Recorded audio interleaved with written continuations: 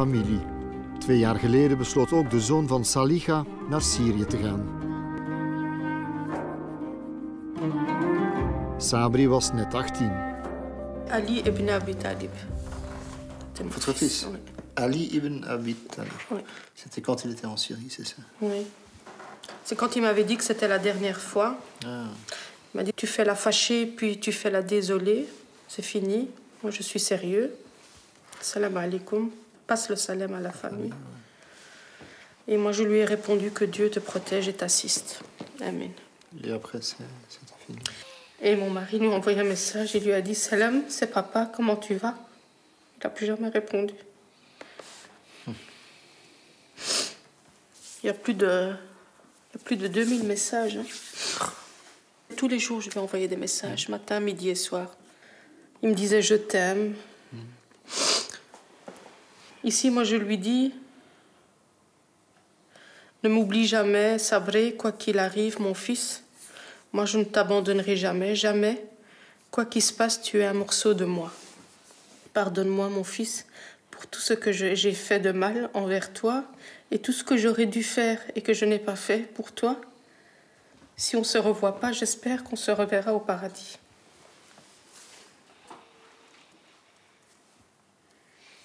Quand il avait Facebook et qu'il ouvrait, qu'il voyait tous ces messages, il me disait, maman, tu ne peux pas savoir comme ça me réchauffe le cœur de voir que vous pensez à moi tous les jours. Je disais, reviens, c'est nous ta famille, tu fais quoi là-bas? Reviens, ils vont tous vous buter là-bas. Les rebelles syriens et les autres djihadistes, tu es en danger, je lui dis. Et là, je disais clairement que les djihadistes qui étaient là, ben, leur but c'était de prendre la Syrie. Et qu'est-ce qu'il a répondu là-dessus? Si vous voulez qu'on garde le contact, je vais établir une règle. Ne dis plus reviens, reviens, ça ne servira à rien. Voilà. C'est clair. Voilà. C'est ce que tous les jeunes disent à leurs parents. Hein.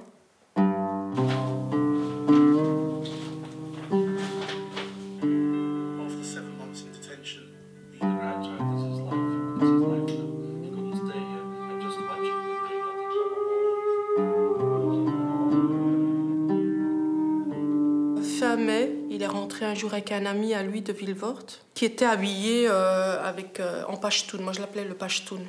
Parce qu'il avait sa longue djellaba, il avait sa barbe, une veste coupée, des Nike, sa takia sur la tête et la barbe. Je dis, mais qu'est-ce qui se passe avec toi? C'est quoi cette transformation? Je dis, tu te rends compte, on est à Vilvoorde, tu attires l'attention, comme ça, c'est vraiment pas le moment. Et donc, mon fils a commencé à fréquenter ce gamin-là. Et après, il a commencé à me dire, maman, je vais à la mosquée. Et puis, ça a commencé à me poser un problème quand il allait 5 fois par jour à la mosquée. Il ne voulait plus aller travailler. Et ça me posait un problème aussi parce que je le voyais de moins en moins et il avait des nouveaux amis. Donc, ses amis d'avant, il avait fait une croix dessus. Donc, il s'était coupé du monde dans lequel il était et il s'est mis dans un autre monde. Je disais, mais Sabri, tu ne peux pas mettre la religion avant et à la place de tout. En juillet, quand le ramadan a commencé, je lui ai dit, tu vas venir avec moi au Maroc et on va faire le ramadan là-bas. Donc moi, mon but, c'était de le couper avec ces fréquentations-là pour qu'il puisse, lui, à un moment donné, prendre du recul et réfléchir. Mais c'était sans compter sur Facebook et ses amis de Vilvoorde, mais qui étaient déjà en Syrie. Et puis quand on est revenu à Bruxelles, il était tout le temps en train de me regarder, tout le temps. Et je lui disais, mais qu'est-ce que tu as à me regarder, Sabré, comme ça?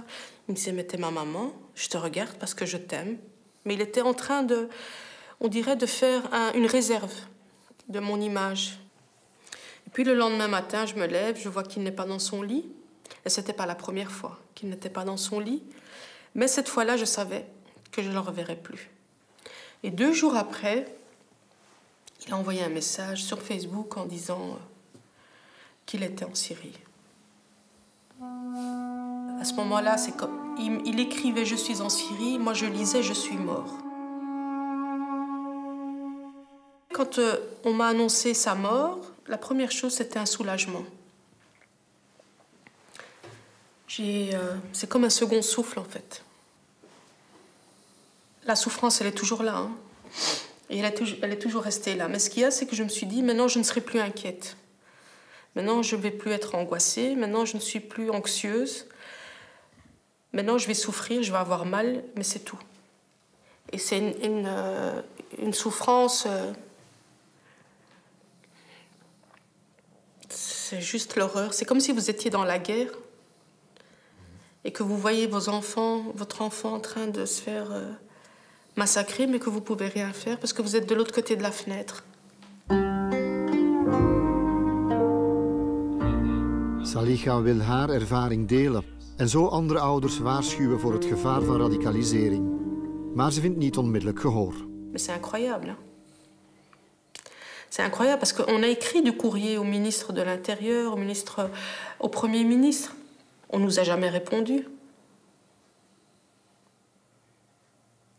On ne nous a jamais répondu. Après Charlie Hebdo, il y a eu subitement un électrochoc où là, ils se sont dit, ben maintenant, on doit faire quelque chose avec